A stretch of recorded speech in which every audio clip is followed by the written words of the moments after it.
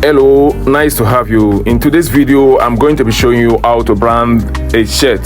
This is a shirt I branded in my company. Just watch this video, enjoy the video. Please do well to subscribe to my channel, like, and also share this video to anyone that you know that needs it. That fantastic outfit you always love that you see in the boutique, just watch how we make it in our factory.